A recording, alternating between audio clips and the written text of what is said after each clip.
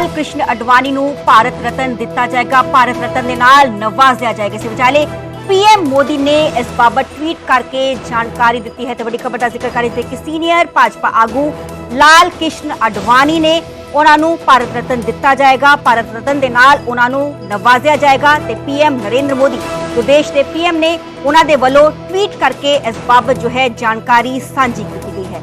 तो सीनियर भाजपा आगू ने लाल कृष्ण अडवाणी जिन्होंने भारत रत्न के नाल नवाजिया जाएगा। पीएम मोदी ने हाल ही कुछ देर पहला ही जो है ट्वीट किया है। ट्वीट करके इस बाबत जानकारी साझी की गई।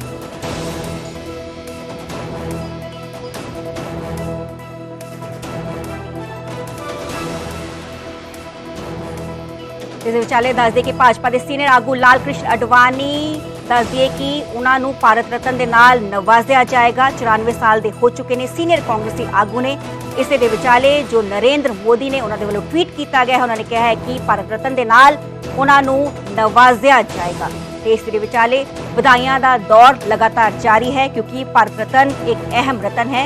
तो कुछ ही लोगों को इस नाल नवाजिया जाता है। तो भाजपा के सीनियर आगू लाल कृष्ण अडवाणी ने उन्होंने जो है भारत रत्न के नाल नवाजिया जाएगा। इस बाबत जानकारी दी गई है। पीएम मोदी के वालों खुद ही जानकारी उन्होंने वालों साझी की गई है कि लाल कृष्ण अडवाणी ने जो बीजेपी के काफी सीनियर आगू ने उन्होंने भारत रत्न के नाल नवाजिया जाएगा।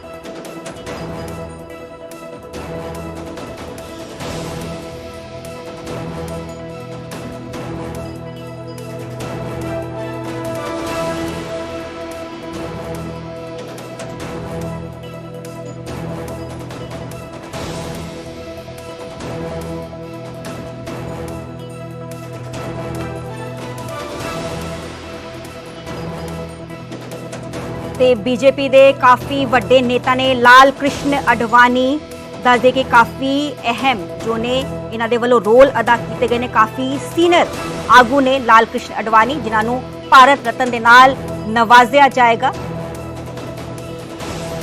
इस दे नाल पीएम नरेंद्र मोदी के वालों इस बाबत ट्वीट करके जानकारी भी जो है वो साझी की गई है। तो फाउंडिंग मैंबर ने बीजेपी के असीं कह सकते हैं लाल कृष्ण अडवाणी ते काफ़ी अहम रोल इन्हां दा रहा है बीजेपी ते उन्होंने जो है भारत रत्न के नाल नवाजिया जाएगा। इस दे विचाले दस दे कि 7वें deputy prime minister of India भी रहे ने 2002 तो लैके 2004 तक। इस दे विचाले को फाउंडर रहे ने भारतीय जनता पार्टी के मैंबर रहे ने राष्ट्रीय स्वयं सेवक संघ के दस दे कि हिंदू नैशनलिस्ट वॉलंटियर ऑर्गेनाइजेशन के वालों भी इन्हां हिस्सा लिया गया। मेरे सहयोगी विनेश कटारिया फोन लाइन पे मौजूद है। मेरे सहयोगी विनीत फोन लाइन पे मौजूद। विनीत, सीनियर भाजपा आगू लाल कृष्ण अडवाणी को भारत रत्न के साथ नवाजा जाएगा और क्या कुछ जानकारी? जी निश्चित तौर पर मैं आपको बताना चाहूंगा कि जिस तरह से प्रधानमंत्री नरेंद्र मोदी ने ट्वीट करके खुद यह जानकारी दी है उसमें उन्होंने साफ तौर पर कहा है कि बीजेपी के जो वरिष्ठ नेता हैं और पूर्व उप प्रधानमंत्री में रहे हैं, साथ ही साथ में उनके अगर हमें योगदान को देखें तो जिस तरह से वो वो उनके पास जब वो उप प्रधानमंत्री थे अटल बिहारी वाजपेयी के काल में तो उनके पास गृह मंत्रालय का भी काम था और जिस मजबूती के साथ उन्होंने काम किया उसको लेकर के उन्हें भारत रत्न में दिया जाएगा। एक निश्चित तौर पर मैं आपको बताना चाहूंगा कि जिस तरह से हम उनके सामाजिक कार्यों को देखें, राजनीतिक कार्यों को देखें तो उन्होंने जिस तरह से अपने जीवन काल में हमने देखा है कि वो किस तरह से संघ के से जुड़े। उसके बाद वो जो जब विभाजन हो गया और उसके बाद वो पाकिस्तान से भारत आए थे और यहाँ पर उन्होंने काफी कुछ काम किया है।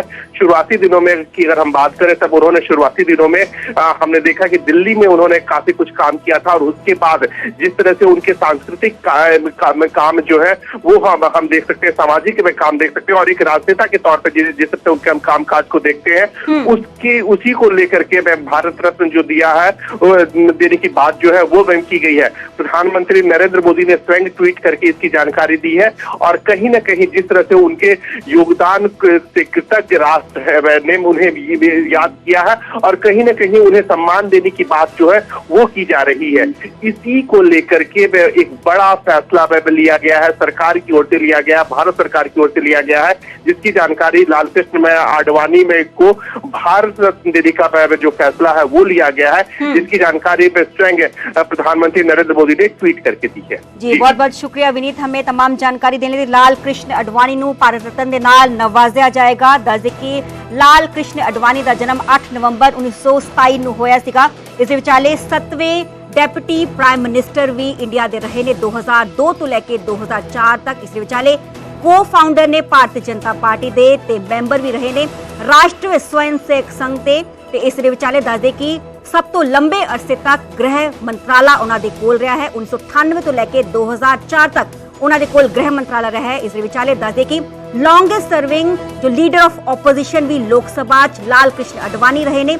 ਇਸ ਦੇ ਵਿਚਾਲੇ ਦੱਸਦੇ ਕਿ ਪ੍ਰਾਈਮ ਮਿਨਿਸਟਰ ਕੈਂਡੀਡੇਟ ਵੀ ਸੀਗੇ ਬੀਜੇਪੀ ਦੇ ਵੱਲੋਂ 2009 ਦੀਆਂ ਜਨਰਲ ਇਲੈਕਸ਼ਨਸ ਦੇ ਵਿੱਚ। ਤੇ ਇਸ ਦੇ ਵਿਚਾਲੇ ਦੱਸ ਦਈਏ ਕਿ ਜੋ ਲਾਲ ਕ੍ਰਿਸ਼ਨ ਅਡਵਾਨੀ ਨੇ ਉਹਨਾਂ ਦਾ ਜਨਮ ਕਰਾਚੀ 'ਚ ਹੋਇਆ ਸੀਗਾ। ਇਸ ਦੇ ਵਿਚਾਲੇ ਜਦੋਂ ਪਾਰਟੀਸ਼ਨ ਹੋਇਆ ਇੰਡੀਆ ਦਾ ਤੇ ਉਹ ਮਾਈਗ੍ਰੇਟ ਹੋ ਗਏ ਸੀਗੇ ਇੰਡੀਆ 'ਚ, ਬੰਬੇ 'ਚ ਰਹੇ, ਉੱਥੇ ਉਹਨਾਂ ਨੇ ਪੜ੍ਹਾਈ ਉਹਨਾਂ ਦੇ ਵੱਲੋਂ ਕੰਪਲੀਟ ਕੀਤੀ ਗਈ। ਇਸ ਦੇ ਵਿਚਾਲੇ ਲਾਲ ਕ੍ਰਿਸ਼ਨ ਅਡਵਾਨੀ ਨੇ 1941 'ਚ ਰਾਸ਼ਟਰੀ ਸਵੈਮ ਸੇਵਕ ਸੰਘ ਉਸ ਨੂੰ ਜੁਆਇਨ ਕੀਤਾ ਸੀਗਾ। ਇਸ ਦੇ ਵਿਚਾਲੇ co-founder ਰਹੇ ਨੇ ਭਾਰਤੀ ਜਨਤਾ ਪਾਰਟੀ ਦੇ। ਦੱਸ ਦਈਏ ਕਿ ਸਵੈਮ ਪ੍ਰਸਾਦ ਮੁਖਰਜੀ ਤੇ ਵੇਰੀਅਸ ਜੋ ਰੋਲਸ ਨੇ ਇਹਨਾਂ ਦੇ ਵੱਲੋਂ ਪਰਫਾਰਮ ਕੀਤੇ ਗਏ ਤੇ ਸ਼ਾਮਾ ਪ੍ਰਸਾਦ ਮੁਖਰਜੀ ਦੇ ਵੱਲੋਂ ਵੀ ਕਈ ਜੋ ਰੋਲਸ ਨੇ ਪਾਰਲੀਮੈਂਟਰੀ ਅਫੇਅਰਸ ਇਹਨਾਂ ਦੇ ਵੱਲੋਂ ਅਦਾ ਕੀਤੇ ਗਏ ਨੇ ਤੇ ਪ੍ਰੈਜ਼ੀਡੈਂਟ ਵੀ ਦਿੱਲੀ ਯੂਨਿਟ ਦੇ ਰਹੇ ਨੇ ਤੇ